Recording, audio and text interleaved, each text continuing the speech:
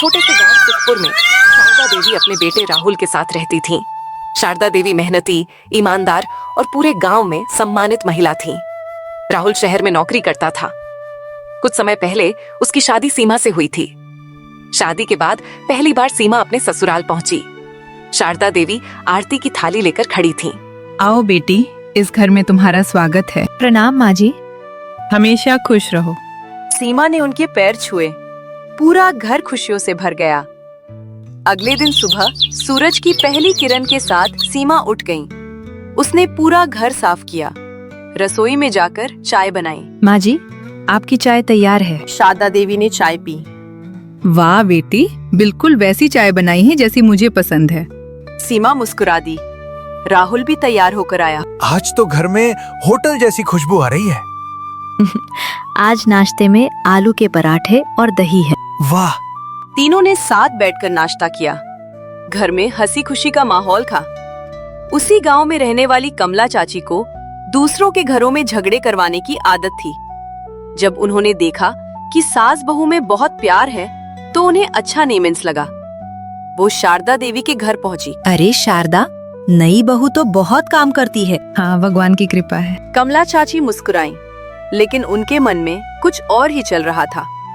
कुछ देर बाद कमला चाची अकेले में सीमा से मिली। बहू, इतना काम मत किया करो, बाद में सारी जिम्मेदारी तुम्हारे ऊपर ही डाल देंगे। सीमा मुस्कुरा दी।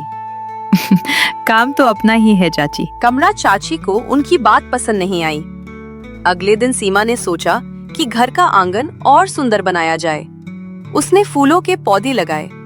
शारदा देवी ने देखा, बेटी, तुमने तो घर की रौनक ही बदल दी। माँ जी, घर सुंदर होगा तो मन भी खुश रहेगा। कमला चाची फिर पहुंची। उन्होंने देखा कि सास बहू मिलकर बगीचे में काम कर रही हैं। उन्हें फिर जलन हुई। इस बार उन्होंने नई चाल चली। शारदा, मैंने सुना है सीमा शहर जाकर अलग घर लेना चाहती है। शारदा देवी चौंक गईं। क्या? हाँ, पूरे गांव में यही बात हो रही है। इतना कहकर वो चली गईं। शारदा देवी कुछ देर तक सोचती रहीं। उधर सीमा को कुछ पता नहीं था। सीमा ने सबको खाना परोसा, लेकिन आज शारदा देवी थोड़ी चुप थीं। सीमा ने महसूस किया, माँ जी, सब ठीक है? सब ठीक है। लेकिन उनके चेहरे पर चिंता साफ दिखाई दे रही थी। राहुल ने पूछा, माँ परेशान लग रही हैं। कुछ नहीं बेटा। उधर सीमा अपने कमरे में सोच रही थी। माँ जी, आज मुझसे नाराज क्यों लग रही हैं? उसे समझ नहीं आ रहा था कि आखिर हुआ क्या है। अगली सुबह सीमा हमेशा की तरह जल्दी उठी। उसने पूरे घर की सफाई की और रसोई में नाश्ता बनाने लगी। लेकिन आज शारदा देवी पहले जैसी मुस्कुराकर उससे बात नहीं कर रही थी। सीमा ने महसूस किया कि कुछ तो बदल गया है। माँ जी, आज नाश्ते में मूंग की दाल का चीला बनाया है, आपको पसंद है ना? हाँ बेटी, रख दो। सीमा ने उनकी आंखों में उदासी देख ली। राहुल भी तैयार होकर नाश्ते की मेज पर आया। अरे वाह, आज तो मेरी पसंद का नाश्ता है। आपकी पसंद मुझे याद रहती है। लेकिन शारदा देवी चुपचाप खाना खाकर अपने कमरे में चली गईं। सीमा रसोई समेट रही थी। उससे राहुल से पूछा, सुनिए, क्या माँ जी मुझसे नाराज हैं? नहीं तो मुझे तो ऐसा नहीं लगता। कल से वो मुझसे ठीक से बात भी नहीं कर रही। शायद उनकी तबीयत ठीक नहीं होगी। सीमा ने सिर हिला दिया, लेकिन उसका मन बेचैन था। कमला चाची फिर से शारदा देवी के घर आ गईं। कैसी हो शारदा? ठीक हूँ। कमला ने धीरे धीरे बात शुरू की। बहुएं पहले बहुत सेवा करती हैं, बाद में कहती है अलग घर चाहिए। शारदा देवी चुप रहीं। दोपहर को सीमा आंगन में बच्चों को कहानी सुना रही थी। गांव के 5-6 छोटे बच्चे रोज उसके पास आ जाते थे। बच्चों, याद रखो, हमेशा सच बोलना चाहिए। दीदी, अगर कोई झूठ बोले तो पहले सच्चाई जाननी चाहिए। बिना सोचे किसी की बात नहीं माननी चाहिए। इतनी देर में शारदा देवी भी वहाँ आ गईं। उन्होंने ये बात सुनी, लेकिन कुछ बोली नहीं। शाम को बारिश शुरू हो गई। तेज हवा चलने लगी। अचानक पड़ोस की बुजुर्ग गंगा दादी फिसलकर गिर गईं। सीमा दौड़कर उनके पास पहुंची। दादी, आपको चोट तो नहीं लगी? उसने तुरंत उन्हें सहारा दिया। राहुल भी दौड़कर आया। दोनों उन्हें घर के अंदर ले आए। सीमा ने उनके घुटने पर दवा लगाई, गर्म दूध बनाकर दिया। गंगा दादी की आंखों में आंसू आ गए। बेटी, भगवान तुम्हें हमेशा खुश रखे। ये सब शारदा देवी चुपचाप देख रही थी।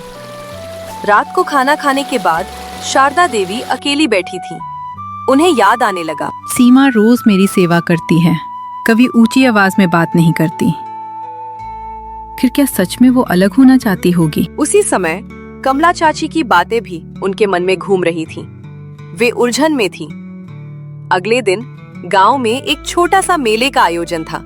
राहुल ने कहा, माँ, आज शाम मेले में चलते हैं। तुम लोग चले जाओ। नहीं माँ जी, हम सब साथ चलेंगे। आखिरकार तीनों मेले पहुंचे। मेले में बच्चे झूले झूल रहे थे। चारों ओर मिठाइयों की खुशबू थी। सीमा ने देखा कि एक छोटा बच्चा रो रहा है। बेटा क्या हुआ? मैं अपनी मम्मी से बिछड़ गया हूँ। घबराओ मत, हम तुम्हारी मम्मी को ढूंढ लेंगे। राहुल ने मेले के उद्घोषक से घोषणा करवाने को कहा। कुछ ही मिनटों बाद बच्चे की माँ दौड़ती हुई आई। मेरा बेटा। वो खुशी से रोने लगी। बहन जी, आपका बहुत बहुत धन्यवाद। शारदा देवी ये दृश्य देखकर गर्व से भर गईं। घर लौटते समय राहुल ने कहा, सीमा, तुम हर किसी की मदद कर देती हो। अगर हम किसी के काम आ जाएं, तो इससे बड़ी खुशी क्या होगी? शारदा देवी ने पहली बार मुस्कुराकर उसकी ओर देखा, लेकिन उनके मन का संदेह अभी पूरी तरह खत्म नहीं हुआ था। उसी रात कमला चाची फिर आईं। शारदा, मैंने अपनी आंखों से सुना है कि सीमा राहुल से कह रही थी हमें शहर में अलग घर लेना चाहिए। शारदा देवी का चेहरा उतर गया। उन्हें लगा शायद कमला सच कह रही है। उन्होंने कोई जवाब नहीं दिया। उधर सीमा रसोई में खीर बना रही थी। उसे बिल्कुल अंदाजा नहीं था कि उसके खिलाफ एक और झूठ बोला जा चुका है। सुबह का समय था। आंगन में चिड़िया चहचहा रही थी। सीमा रोज की तरह जल्दी उठी। उधर कमरे में बैठी शारदा देवी यह सब देख रही थी। उनके मन में फिर वही सवाल घूम रहा था। अगर सीमा इतनी अच्छी है, तो कमला बार बार ऐसी बातें क्यों कह रही है? सीमा ने गर्मा गर्म पोहा और चाय बनाई। माँ जी, आइए, नाश्ता तैयार है। शारदा देवी चुपचाप बैठ गईं। राहुल भी आ गया।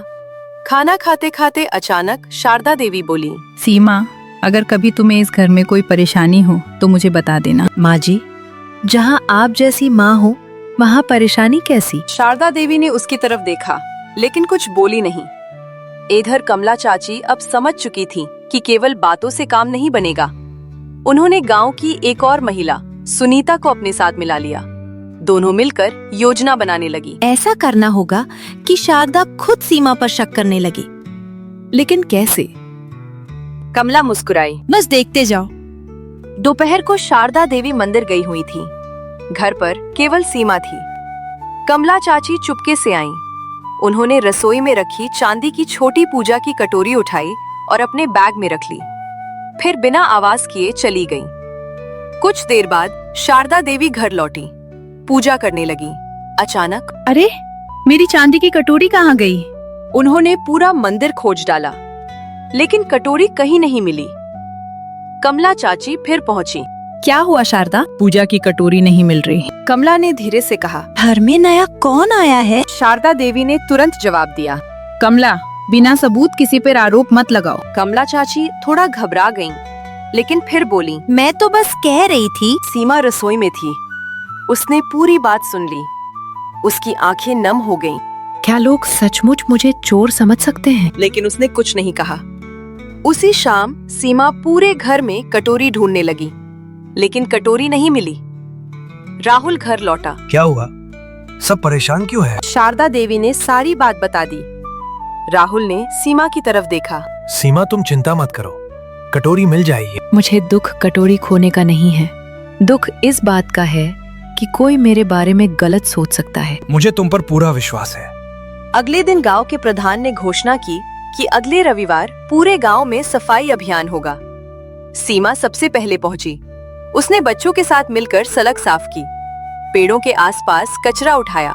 शारदा बहन, आपकी बहू तो पूरे गांव की शान है। शारदा देवी मुस्कुरा दी, लेकिन कटोरी वाली बात अभी भी उनके मन में कहीं छिपी हुई थी। शाम को एक नया मोड़ आया। कमला चाची जल्दी जल्दी अपने घर जा रही थी। अचानक उनके बैग से वही चांदी की कटोरी नीचे गिर गई। उसे सामने खेल रहे चिंटू ने देख लिया। अरे, ये तो शारदा दादी की पूजा वाली कटोरी है। कमला घबरा गई। उन्होंने जल्दी से कटोरी उठाई, ये मेरी है। लेकिन चिंटू को उनकी बात पर विश्वास नहीं हुआ। उसने सब कुछ अपनी दादी गंगा दादी को बता दिया। गंगा दादी को शक हुआ। गंगा दादी सीधे कमला चाची के घर पहुंची। कमला, जरा अपना बैग दिखाना। कमला घबरा गई। बैग क्यों? बस दिखा दो। कमला ने बैग छिपाने की कोशिश की, लेकिन तभी बैग से वही चांदी की कटोरी फिर नीचे गिर गई। गंगा दादी सब समझ गईं। कमला, तुमने ये क्या किया? कमला चुप हो गई। उसके चेहरे का रंग उड़ चुका था। अगली सुबह पूरे गांव में एक ही चर्चा थी। शारदा देवी की पूजा वाली चांदी की कटोरी मिल गई। लेकिन सबसे बड़ी बात ये थी कि वह कटोरी कमला चाची के बैग से निकली थी। गंगा दादी ने तुरंत गांव के प्रधान को सारी बात बता दी। गांव के चौपाल पर पंचायत बुलाई गई। कमला चाची का चेहरा डर से पीला पड़ चुका था। आज पंचायत इसलिए बुलाई गई है क्योंकि गांव में झूठ फैलाकर एक परिवार को तोड़ने की कोशिश की गई है। सभी लोग एक दूसरे का चेहरा देखने लगे। गंगा दादी आगे आई। मैंने अपनी आँखों से कमला के बैग से शारदा की पूजा वाली कटोरी निकलते देखी है। उन्होंने पूरी घटना सबके सामने बता दी। चिंटू भी बोला, मैंने भी देखा था। कटोरी पहले जमीन पर गिरी थी, फिर कमला चाची जल्दी से उसे उठाकर बैग में रख रही थी। पूरा गांव हैरान रह गया। प्रधान जी ने पूछा, कमला, क्या ये सच है? हाँ, ये सच है। पूरा चौपाल शांत हो गया। मुझसे बहुत बड़ी गलती हो गई। सिर्फ कटोरी चुराई थी या और भी कुछ? कमला ने सिर झुका लिया। मैंने ही शारदा से झूठ कहा था कि सीमा अलग घर लेना चाहती है। मैंने ही बार बार उनके मन में शक पैदा किया। शारदा देवी की आंखें भर आईं। उन्हें अपनी बहू की हर बात याद आने लगी। कैसे सीमा रोज उनकी सेवा करती थी। शारदा देवी सीमा के पास पहुंची। उनकी आंखों में आंसू थे। बेटी, सीमा ने उनकी तरफ देखा। मुझे माफ कर दो। माँ जी, ऐसा मत कहिए। मैंने तुम्हें कभी कुछ नहीं कहा, लेकिन मन में शक आने दिया। गलती आपकी नहीं है माँ जी। जब कोई बार बार झूठ बोले तो मन डगमगा ही जाता है। राहुल भावुक हो गया। अब कोई हमारे परिवार को कभी अलग नहीं कर पाएगा। पूरा गांव तालियां बजाने लगा। प्रधान जी ने कमला को समझाया। कमला, दूसरों के घर तोड़ने वाला कभी अपना घर नहीं बचा पाता। बहू, मुझे माफ कर दो। अगर आप सच में अपनी गलती मानती हैं तो मैं आपको माफ करती हूँ। कमला चाची फूट फूट कर रोने लगी। उस दिन के बाद कमला चाची ने निश्चय किया कि अब वह कभी किसी के बारे में झूठ नहीं बोलेंगी। सीख, विश्वास हर रिश्ते की सबसे मजबूत नींव है। अफवाहों पर नहीं, सच्चाई पर भरोसा करें। प्यार और सम्मान से हर परिवार खुशहाल बन सकता है।